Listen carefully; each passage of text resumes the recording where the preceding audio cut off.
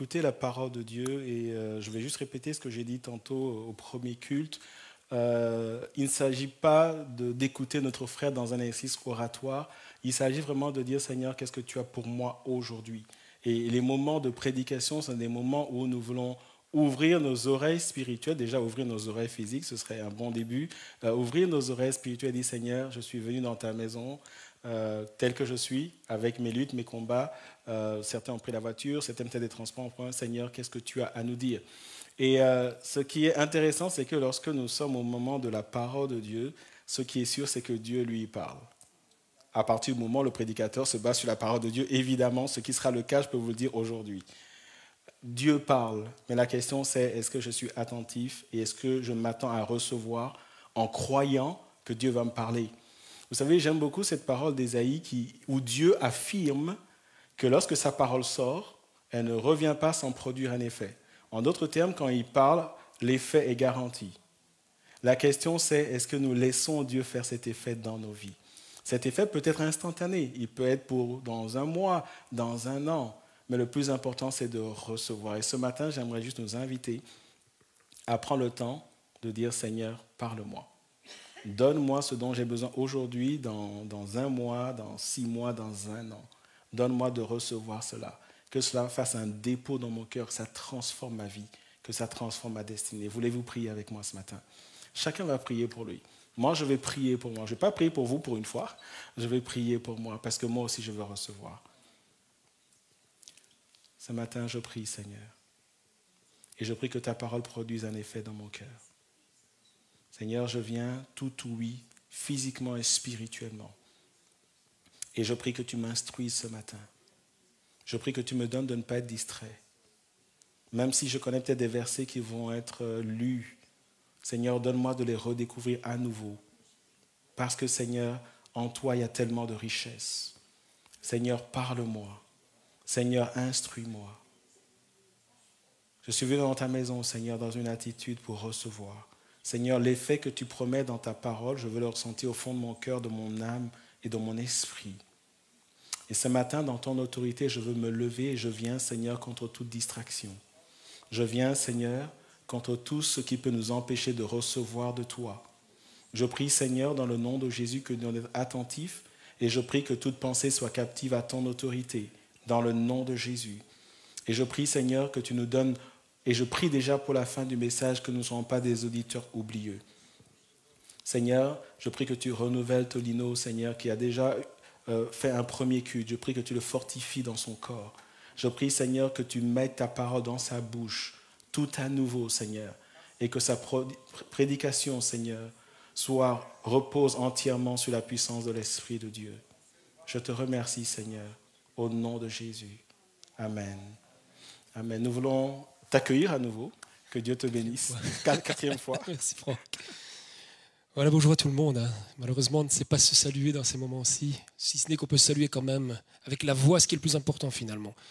Puisque, vous savez, je discutais tout à l'heure à la pause entre les deux cultes, en disant finalement, nous chrétiens, on essaie parfois de démontrer Dieu par la vue. Pourtant, on dit que la foi, ce n'est pas par la vue. Et pourtant, à force de chercher des miracles que Dieu fait, on oublie que d'abord, Dieu est un Dieu de parole, il faut l'entendre. Et que l'appel que Dieu fait au monde, c'est d'entendre sa voix. Et je trouve que c'est important pour trouver cet équilibre, parce que la parole est quelque chose qui est là pour que nous puissions entendre la voix de Dieu. Ce n'est pas ce que je vais dire qui est la parole de Dieu, c'est ce que Dieu va dire dans votre cœur au travers de cette parole. C'est fondamental, c'est important.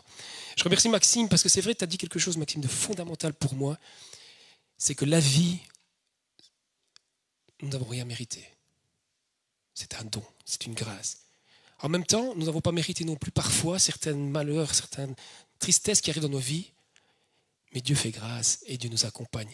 Et c'est ce qu'on va voir ce matin, parce que le thème que j'ai choisi, ça fonctionne, je peux y aller ou bien?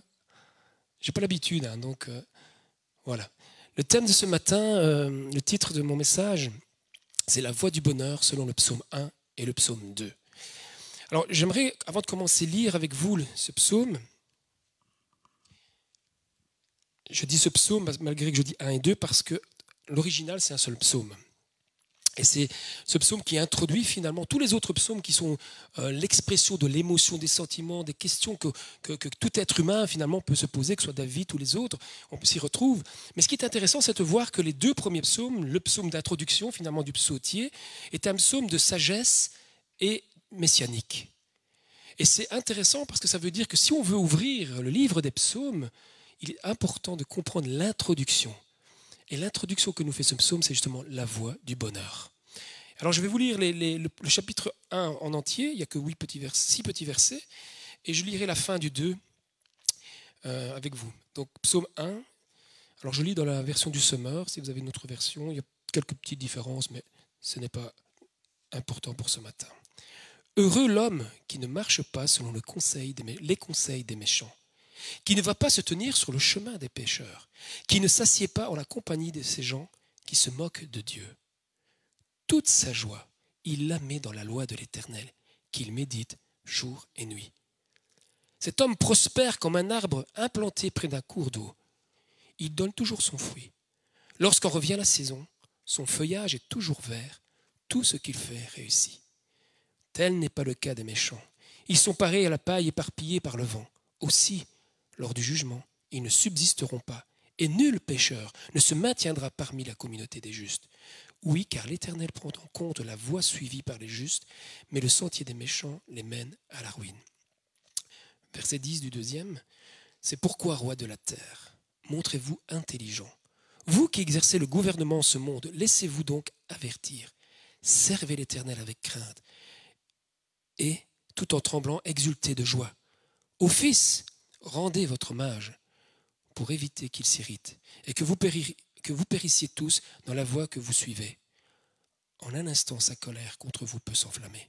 Oui, oui, oui, heureux sont tous les hommes qui en lui cherchent refuge.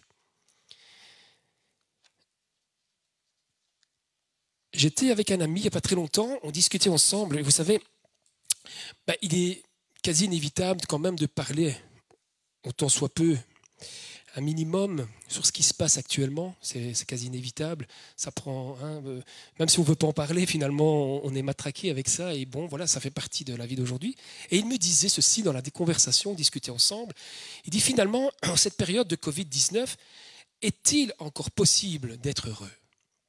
Et quand il m'a dit ça, moi, ça m'a fait un lien tout de suite, j'ai pensé le terme heureux dans la parole de Dieu.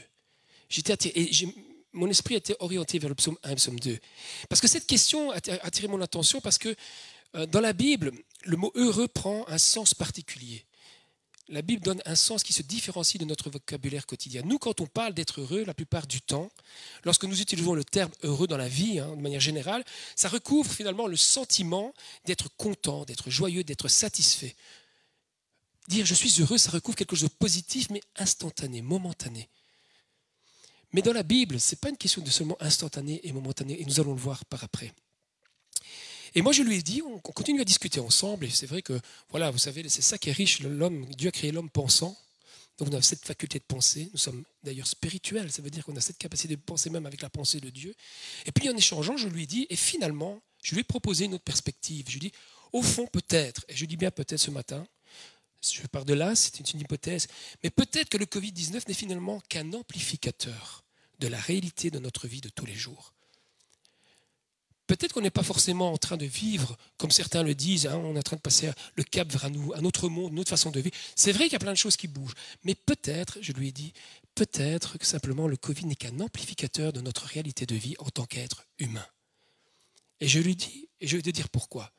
Qu'est-ce que ça nous révèle, ce moment qu'on vit ? Qu'est-ce que ça nous révèle, cette période particulière ? Je lui dis, 3 réalités de la condition humaine. Je vais le passer, voilà. Première réalité. Le Covid nous a éveillés ou nous a rappelé que tous nous mourrons un jour en tant qu'hommes. L'être humain, ça nous a montré que l'être humain reste vulnérable, que nous sommes dépendants de Dieu, qu'il n'est pas aussi puissant qu'il s'illusionne. L'homme se croit tellement puissant qu'à un certain moment, sans s'en rendre compte, et je n'ai rien contre la science, que du contraire, mais que quelque part, le scientisme, c'est-à-dire la connaissance des sciences, l'homme a pensé ou peut penser à certains moments qu'il est tout puissant, qui va pouvoir tout gérer, qui va pouvoir tout maîtriser. Mais cette connaissance nous a bien montré qu'elle ne suffit pas. Elle est importante. Heureusement que nous avons les médecins. Heureusement que nous avons cette science qui avance quelque part pour nous aider à combattre, à se soigner, à prendre soin de notre corps. Mais nous voyons bien que le Covid-19 nous a démontré que finalement, la science n'est pas suffisante. Que la connaissance scientifique n'est pas suffisante. Qu'elle a aussi ses limites. Et vous connaissez Blaise Pascal, qui est un philosophe que j'aime beaucoup, qui était un philosophe chrétien du XVIIe ou XVIe siècle, je ne sais plus exactement, avait dans sa pensée, le roseau pensant, avait dit quelque chose de magnifique. Dans cette pensée, en fait, il compare la grandeur de l'homme. Dieu a créé l'homme avec une grandeur et une misère en même temps. Et il dira, et j'aime ce passage, il dit, pour l'homme, il ne faut même pas que l'univers se mette dessus pour l'écraser, le faire disparaître. Une seule goutte d'eau suffit pour le faire disparaître. Eh bien, si René aujourd'hui, Pascal, combien sa pensée est encore d'actualité? Un petit virus invisible vient nous rappeler que l'homme est mortel. Et c'est ça qui a fait peur, et c'est ça qui fait peur au monde. Finalement, c'est la mort. C'est la menace de cette mort. Deuxième réalité que ça nous appelle, c'est que la vie n'est pas un long fleuve tranquille. Que nous soyons chrétiens ou pas, la vie n'est pas un long fleuve tranquille. Nous passons par les mêmes épreuves à certains moments quand elles sont collectives, humaines, que les autres. Et ce passage, ce moment, le Covid vient amplifier cette réalité. Être croyant, être chrétien, c'est pas vivre hors de la réalité. C'est être dans cette réalité avec la réalité de Dieu. Jésus dira à un certain moment, Père, je ne te demande pas de les enlever du monde, mais qu'ils ne soient pas du monde. Nous sommes avec eux, nous sommes avec les autres. Et nous vivons cette réalité que la vie n'est pas un long fleuve tranquille. Nous passons aussi par des zones de turbulence avec les autres. Et ça, c'est fondamental. Il ne suffit pas d'habiter en Europe, il ne suffit pas d'habiter aux États-Unis pour que ça aille mieux. On voit bien qu'aujourd'hui, finalement, voilà, où que vous soyez, on est tous menacés. Et la foi en Dieu, la foi en Christ ne nous épargne pas non plus d'affronter les grandes épreuves collectives humaines. Pour preuve, nous avons des frères et des sœurs en Christ qui sont partis, qui sont décédés. Je ne sais pas dans votre église comment ça s'est passé, mais nous connaissons au moins 6 ou 7 personnes qui avaient la foi, et des hommes exemplaires qui avaient la foi. Mais ça nous a démontré que la réalité dans notre vie humaine, nous avons aussi des limites. Nous allons tous mourir un jour, première réalité de l'être humain. Deuxième, la vie n'est pas un long fleuve tranquille. Troisième réalité que le Covid vient amplifier, qui finalement sont 3 réalités depuis la nuit des temps. Ce n'est pas aujourd'hui, mais ça s'amplifie, c'est beaucoup plus présent. Ça éveille la conscience aussi de l'humanité. C'est que vivre ensemble, harmonieusement et dans la diversité, ça ne va pas de soi. Ça nous a démontré encore. D'un côté, ça nous a montré la solidarité des hommes, et ça c'est quelque chose d'extraordinaire. Je trouve qu'il y avait le point positif. Il y a une solidarité qui s'est mise en place à un certain moment, mais ça nous a montré aussi, par d'autres exemples, que finalement, vivre harmonieusement, ensemble, dans la diversité, ça ne va pas de soi. La peur de l'autre fait que finalement, on s'en éloigne. Je ne sais pas si vous vous souvenez, mais moi, quand on a mis le premier jour les masques, j'avais l'impression qu'on me regardait comme un pestiféré. Et les gens se regardaient un peu bizarrement. C'était un peu comme si on était tous des menaces l'un envers l'autre. Et quelque part, c'est peut-être vrai, naturellement, physiquement, médicalement. Mais en même temps, ça nous poussait à nous éloigner les uns des autres. Ce n'est pas facile de vivre ensemble. Dès que nous pensons que l'autre est une menace pour nous, et il suffit de penser les migrations, enfin, tout ce qu'on peut discuter, dès que l'autre est une menace pour nous, ça fait peur. Et dès qu'il y a une menace autour de nous, ça nous fait penser, peut-être ça nous écarte, ça nous éloigne de la vie, de se sentir heureux dans la vie. C'est un peu ça que mon ami me posait la question. Finalement, avec tout ça, je n'arrive plus à être heureux. Est-il encore possible? Et un dernier point, c'est que la confusion des idées aussi grouille. Je ne sais pas si vous avez remarqué avec le Covid, ça a amplifié. C'est que la confusion des idées, pour ceux qui écrivent, la confusion des idées grouille aussi. C'est-à-dire qu'on n'arrive plus à vivre non plus en harmonie parce que les pensées vont dans tous les sens, que ce soit les idées politiques, que ce soit au niveau social, au niveau médical, vous avez vu, vous avez suivi comme moi, mais aussi religieux. L'Église n'a pas été épargnée. Nous avons entendu des prophètes se lever, des prophéties qui disent tout et son contraire. C'était la confusion aussi dans le monde religieux. Et c'est une réalité. Et si je le dis ce matin, c'est parce que vous allez voir, c'est très important pour la suite. C'est que la réalité que nous avons vécue avec le Covid-19 n'est qu'un amplificateur, en tout cas en partie, et c'est une hypothèse personnelle, je le dis ce matin, mais je crois que ce n'est qu'un amplificateur de la réalité de notre vie humaine. La menace de la mort a toujours existé, les virus ont toujours existé. La difficulté de vivre en harmonie avec les autres, ça a toujours existé. Et que la vie ne soit pas un long fleuve tranquille et qu'on n'est pas dans le monde de bisounours, ça a toujours existé. Être chrétien, ce n'est pas vivre dans le monde de bisounours. C'est vivre la vraie vie, à côté de ceux qui vivent avec nous, la vraie vie, pour partager celui qui est la vie de la vie. Et ça, c'est fondamental. Il est important de constater que dès que l'être humain ouvre les yeux et qu'il voit combien l'environnement est menaçant, insatisfaisant, il devient difficile d'avoir ce sentiment positif d'être heureux. Alors je vous disais, ce qui m'intéresse plus encore ce matin, ça c'est ce qui a ouvert tout mon désir d'aller relire dans la Bible finalement le mot heureux. Qu'est-ce que signifie le mot heureux dans la parole de Dieu? Dans la Bible, l'expression heureux, il y a une différence. Je vous disais tout à l'heure, nous quand, je vais dire dans l'ordinaire, dans le quotidien, quand je dis je suis heureux, je parle uniquement de mes émotions, de mes sentiments, d'un ressenti qui est satisfaisant, qui fait du bien. Moi, je suis content quand je suis heureux. Je vous avais déjà expliqué, quand l'Italie marque un but en Coupe du Monde, je suis heureux. Mais c'est du côté émotionnel, du sentiment. Et c'est du côté peut-être du plaisir. On est dans le plaisir, on est dans le plaisir de la chair. Et on vit aussi avec ça. Mais dans la Bible, le terme heureux amène à une autre dimension. À chaque fois que, en tout cas très souvent, l'expression heureux ou bienheureux, selon les versions, annonce la plupart du temps non une satisfaction instantanée et éphémère, comme le plaisir, mais bien une bénédiction certaine, durable, et dont sa plénitude est à venir. Quelques exemples. Le sermon sur la montagne, heureux. Heureux celui qui a soif de justice, car il sera rassasié. Heureux celui qui pleure, car il sera consolé. Heureux celui qui se reconnaît spirituellement pauvre, car le royaume des cieux lui appartiendra.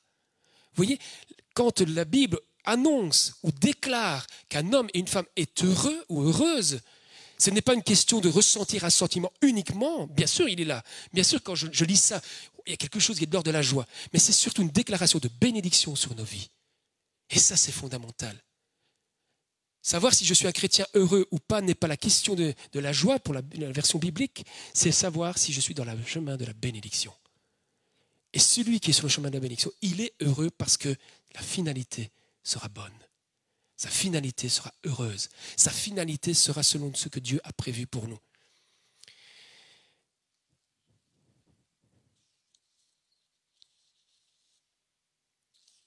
Le problème avec la réalité, et ça c'est la pensée que nous avons tous ici chrétiens, et ce matin je veux vraiment nous encourager, vous allez voir, à travers ce psaume, je veux nous encourager à suivre une manière, un itinéraire, c'est que nous savons que cet environnement et que cette plénitude du bonheur et finalement de la gloire de Dieu ont été contaminés par le péché.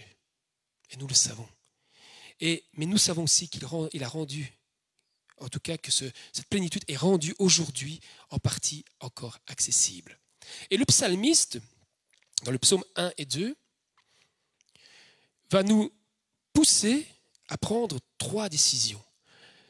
L'homme heureux est un homme qui est capable, selon la sagesse, je vous rappelle que le psaume 1 est un psaume à la fois de sagesse et à la fois messianique, c'est que l'homme heureux, quand la Bible déclare « heureux celui qui », donc heureux nous, les chrétiens aussi ce matin, est un homme qui est capable de prendre 3 types de décisions. Et pour rester sur la voie du bonheur, il est important.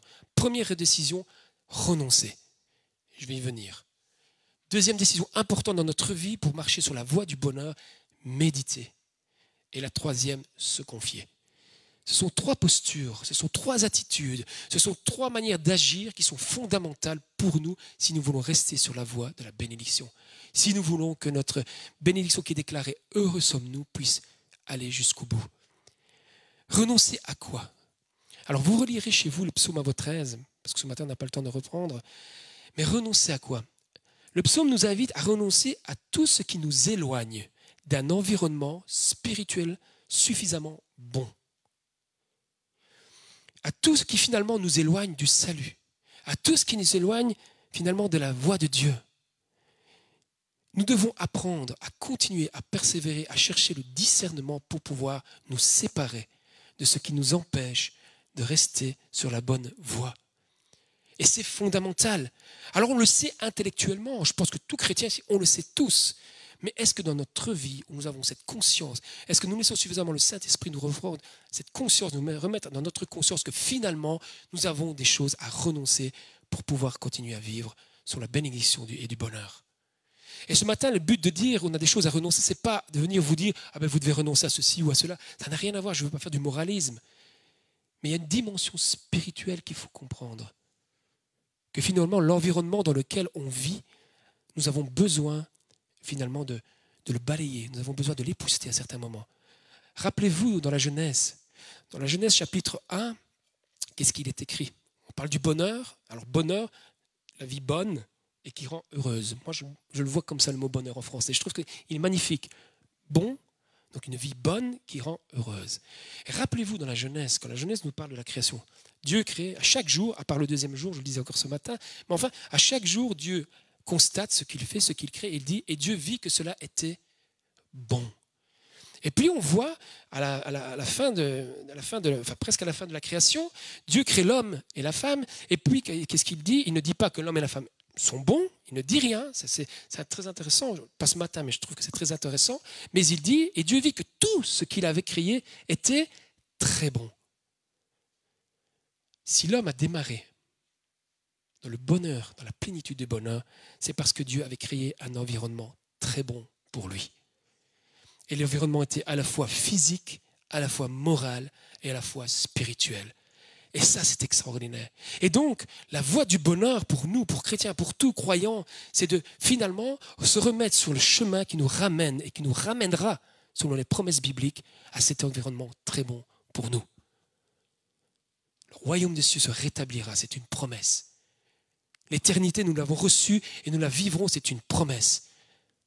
Mais il y a quand même une condition, c'est d'accepter cette grâce et de marcher selon cette grâce. Alors, qu'est-ce qui peut nous égarer, nous arrêter définitivement? Le début du psaume 1 nous le dit.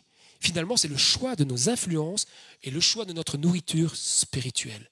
Voilà ce qui peut nous égarer. Voilà ce qui peut nous influencer. Voilà ce qui peut nous arrêter. Parce que le problème du psaume, ce n'est pas le fait de marcher, de s'arrêter et de s'asseoir. Ce n'est pas là le problème. Parce que dans la vie de tous les jours, il est bon de s'arrêter. C'est important de rester marcher dans la dynamique. C'est important aussi de s'asseoir, même de se coucher, dormir. Heureusement d'ailleurs. On en a besoin parfois. Mais ce qui est important, c'est où allons-nous nous asseoir? Vers où allons-nous marcher? Et qu'est-ce qui va dominer notre esprit, nos pensées? Qu'est-ce qui va nous donner l'impulsion pour pouvoir marcher et faire notre marche spirituelle sur cette vie? Alors, quand on s'est parlé de s'asseoir, de s'arrêter, mais ça peut être des choses toutes simples. Qu'est-ce qui nourrit vos pensées quand vous regardez la télévision, par exemple? Qu'est-ce qui nourrit vos pensées quand vous êtes sur le net? Qu'est-ce qui nourrit vos pensées quand vous choisissez vos bouquins, vos livres? Qu'est-ce qui nourrit vos pensées quand vous écoutez de la musique? Qu'est-ce qui nourrit vos pensées quand vous discutez avec des personnes que vous aimez ou même que vous n'aimez pas? À certains moments, vous avez des conflits. Qu'est-ce qui nourrit votre pensée? Et ça, c'est fondamental. Le psaume nous dit, si on s'arrête et qu'on s'assied auprès d'influences néfastes, nous avons un risque, c'est de s'arrêter définitivement et de ne plus nous relever. C'est pour ça qu'on a besoin de renoncer. Nous avons besoin de nous séparer de certaines choses. Et ce n'est pas à moi de vous dire de quoi vous devez vous séparer. C'est à vous de demander à Dieu le discernement, de vous aider à voir ce en quoi vous devez vous séparer pour pouvoir continuer à vivre dans la joie et dans le bonheur selon Dieu. Parce que c'est une certitude. Quand je me suis séparé du foot à l'époque, bien sûr que c'était difficile. Mais spirituellement, j'avais tellement compris vers quoi Dieu voulait m'amener que ce n'a été qu'une joie. Le jour où j'ai dit ça va Seigneur, je ne suis plus la voie du succès du sportif, mais je te suis. C'était une bénédiction. Je ne pouvais pas la voir à l'avance. Il a fallu que je l'accepte, que je l'accueille et que je vive. Et la bénédiction va découler. Premier point, renoncer. Alors, avec qui nourrissons-nous notre âme? C'est important. Bon, comment on va apprendre à renoncer? Comment on va apprendre à discerner? Et le psalmiste nous rappelle quelque chose. Ce matin, je ne fais que rappeler des choses qui sont connues de tous, la plupart ici, à mon avis, mais qui sont essentielles. Comment est-ce qu'on peut arriver à avoir du discernement en méditant la loi de l'Éternel, dit le psalmiste. On va voir 2 minutes après ce qu'on entend par la loi de l'Éternel, c'est-à-dire la parole de Dieu. C'est fondamental. Ne croyez pas, ne demandez pas, ne priez pas pour avoir du discernement spirituel si vous ne méditez pas la parole de Dieu. Je ne suis pas en train de vous dire de l'étudier.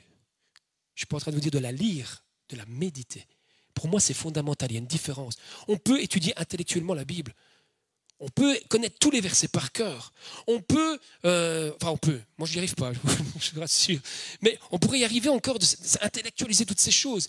Mais la Bible nous dit que c'est la méditation de la loi de l'Éternel. Méditer, le terme en hébreu c'est ruminer. Ruminer. Ça veut dire aussi laisser prendre le temps de venir nous parler. Vous savez, les vaches, comment elles ruminent, hein? D'abord, elles avalent, ce que nous faisons peut-être à certains moments. Et puis, à un moment donné, elles se posent. Et puis, bon, je ne vais pas dans les détails parce que ce n'est pas très gai à savoir. Mais elle fait remonter un peu la nourriture et elle commence à ruminer pour la préparer, pour pouvoir la digérer. Méditer, c'est fondamental. La méditation de la parole de Dieu est fondamentale. Parfois, sur un verset, 2 versets suffit pour passer des semaines, parfois, à méditer. Seigneur, mais qu'est-ce que tu veux me dire à travers ça ? Pourquoi tu me parles aujourd'hui? En quoi tu me parles dans ce passage? Je sens que tu me parles, mais je ne saisis pas tout. Aide-moi à comprendre ces choses. Parce que la méditation, avec la différence avec la connaissance, c'est que la connaissance est un savoir. La méditation vous amène aussi non seulement le savoir que Dieu peut nous amener, mais le sens du savoir. Parce que pour Dieu, il y a toujours un sens. Et vous savez, quand vous essayez de comprendre la Bible et que vous n'essayez pas de trouver le sens, à un moment donné, c'est rébarbatif. Ça devient lassant. Mais quand nous méditons, ça veut dire que nous cherchons en quoi Dieu peut nous parler personnellement, mais aussi en quoi Dieu peut nous donner cette grâce de pouvoir vivre en harmonie aussi avec les autres, de pouvoir lutter contre toutes ces choses. Le psalmiste nous dit, c'est celui qui médite la loi de l'Éternel jour et nuit. C'est intéressant ça, je trouve. Jour et nuit, ça veut dire sans cesse. Ne croyez pas que je me lève 24 heures sur 24, que je mets mon réveil à 2 heures du matin, je ne le fais jamais, je n'ai encore jamais fait. Je me lève plus tôt parfois, oui, mais c'est surtout de dire de ne pas l'oublier. N'oubliez pas de méditer la parole de Dieu. Et il n'y a rien de plus beau, je trouve, il n'y a rien de plus grand, il n'y a rien de plus noble que de se dire, Seigneur, tu nous as donné quelque chose qui nous permet d'entendre ta parole. Je disais tout à l'heure, souvent, on essaie de rechercher inconsciemment même Dieu avec la vue, alors que Dieu s'est d'abord révélé par la parole qu'il faut pouvoir entendre par l'esprit. Et Dieu nous a donné son esprit pour pouvoir méditer. Il nous a donné aussi les uns les autres, parce que l'esprit est répandu sur toute chair. Et on ne peut pas méditer que toujours tout seul. La méditation, c'est aussi l'échange, c'est le rapport les uns avec les autres. Et quand le psalmiste parle de la loi de l'Éternel, je voudrais remettre le contexte aussi à l'époque pour lui. Quand il parlait de la loi de l'Éternel, il ne parlait pas des commandements uniquement ou des préceptes. La loi de l'Éternel, c'est la Torah pour un juif.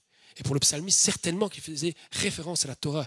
Et la Torah, ça signifie quoi? La Torah, ça signifie toute la pensée de Dieu, tout ce que Dieu fait pour son peuple et ce qu'il attend de son peuple en retour dans son lien, dans sa relation, de son alliance. Et nous avons un avantage par rapport au psalmiste. C'est que dans la Torah, il y a aussi la recherche du Messie. Et pour nous, il a été révélé. Donc méditer la loi de l'Éternel, c'est méditer la parole de Dieu au travers de son Fils Jésus-Christ. J'ai été étonné, ce matin je ne l'ai pas partagé, mais j'ai été étonné de poser des questions, d'abord à moi-même, je l'ai fait à un moment donné, poser des questions aux gens, et quand je leur posais des questions sur des doctrines bibliques, des doctrines des églises, les gens savaient me répondre.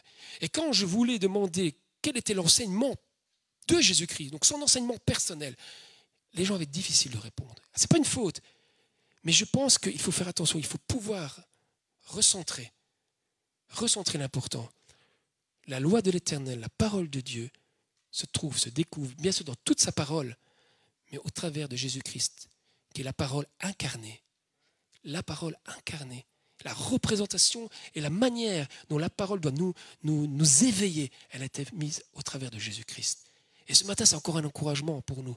Renoncer et choisir nos environnements, méditer la parole de Dieu en son Fils Jésus-Christ. Et un troisième point fondamental aussi, qui est une troisième chose que se confier dans le Fils.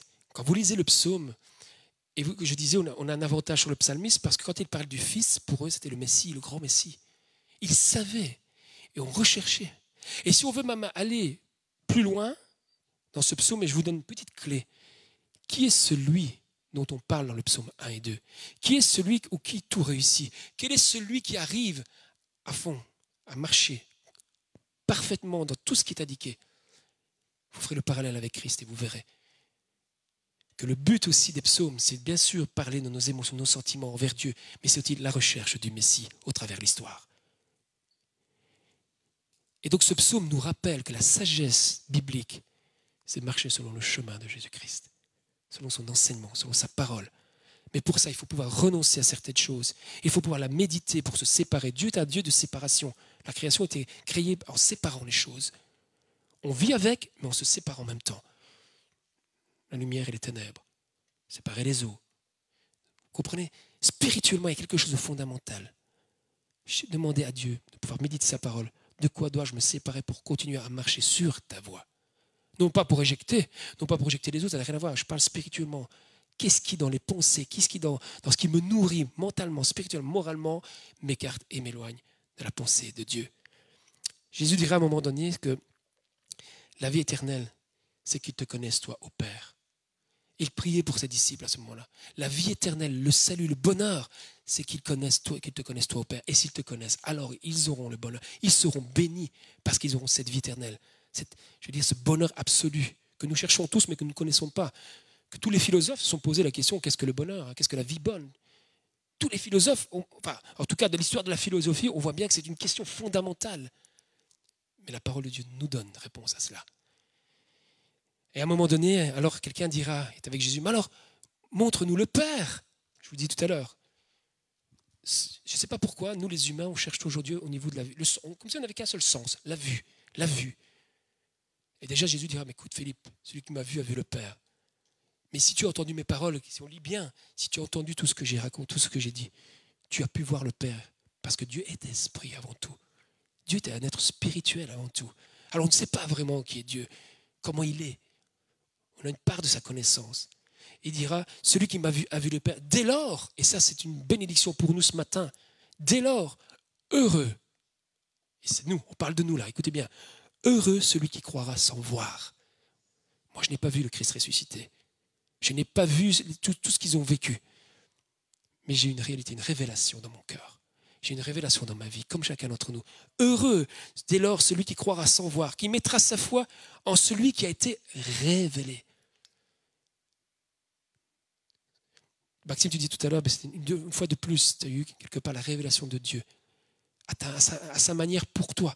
Chacun de nous, nous avons vécu, mais heureux nous sommes. Alors, la question d'être du bonheur n'est pas la question finalement toujours de ce qu'on ressent, mais quelque chose qu'on peut chercher de manière éphémère et dans les émotions. Mais c'est un sentiment durable parce qu'il y a une bénédiction sûre et certaine. Nous sommes bénis parce que nous continuons à marcher selon la voie. 3 points. Renoncer, méditer et se confier. Et Paul dira à Timothée, garde le bon dépôt par le Saint-Esprit qui habite en nous. Nous avons reçu le bon dépôt. Il est là. Mais qu'en faisons-nous? Garder, ça signifie pas simplement le mettre de côté. Dans la Bible, quand on parle de garder, c'était protéger, préserver, nourrir, soigner, prendre soin. Et ce dépôt qui a été mis en nous, cette parole qui a été mise en nous, cette révélation qui est mise en nous, nous devons en prendre soin. Et pour prendre soin, il faut s'investir. Il faut marcher sur cette voie. Et je vous encourage ce matin parce que c'est quelque chose, certainement que je suis convaincu que vous le savez, que je le sais, mais il faut dépasser cette connaissance intellectuelle. Nous devons sans cesse nous rappeler de le vivre, de marcher. Et je ne suis pas mieux que vous, je suis comme vous, je suis un être humain, j'ai mes faiblesses, j'ai mes fragilités, j'ai mes oublis, j'ai tout ceci. Mais ça n'empêche pas que j'ai une responsabilité de rappeler à ma conscience et à mon esprit que Dieu m'a donné la voie pour rester dans sa présence et en communion avec lui. Il y a une part qui est de côté de la grâce, mais il y a aussi la responsabilité que nous avons. C'est de répondre à cette grâce, à cet appel. Alors, pour terminer, je dirais que c'est un peu comme si le livre des psaumes nous disait « Voulez-vous être heureux? Est-ce que vous, hommes, sur la terre, vous voulez atteindre le bonheur ?» J'entends un peu ça dans ces psaumes. Si c'est ce que vous voulez, si c'est ce que nous voulons, alors cherchons, écoutons, recevons et vivons selon la sagesse de Dieu. Et où se trouve cette sagesse? Le psaume le répond lui-même.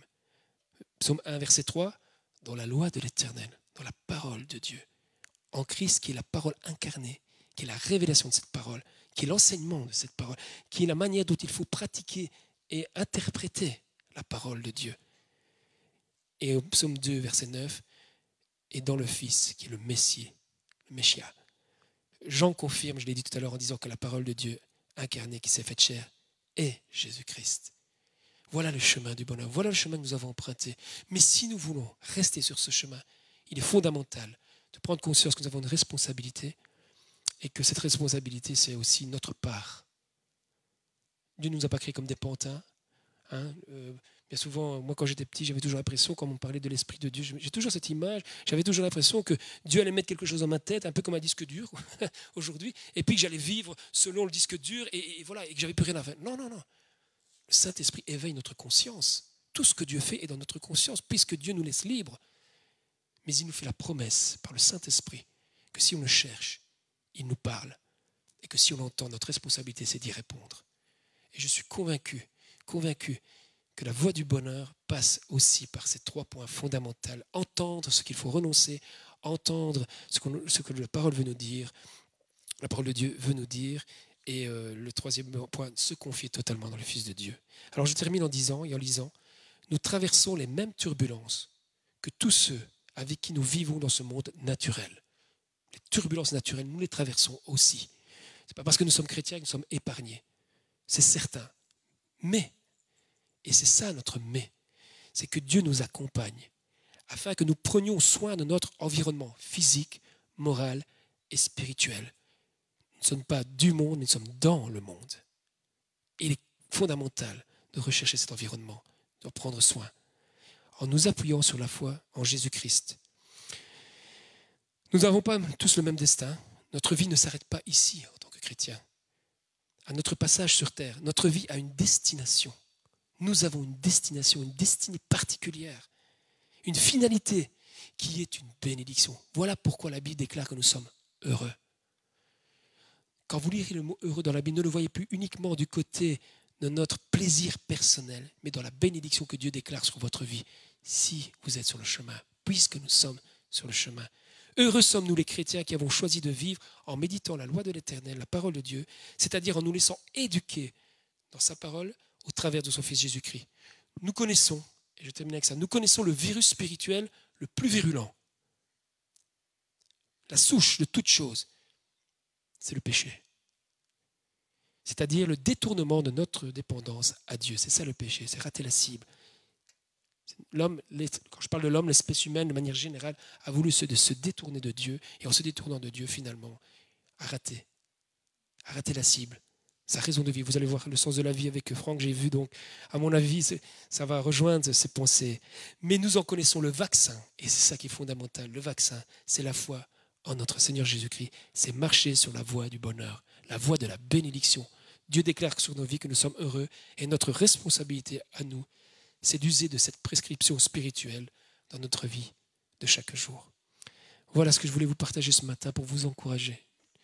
Nous sommes sur la voie, vous êtes sur la voie, mais faisons attention, car nous pouvons être écartés, sans même s'en rendre compte, si nous ne prenons pas le temps de renoncer, de méditer pour discerner et de nous confier régulièrement en notre Seigneur Jésus-Christ. Amen.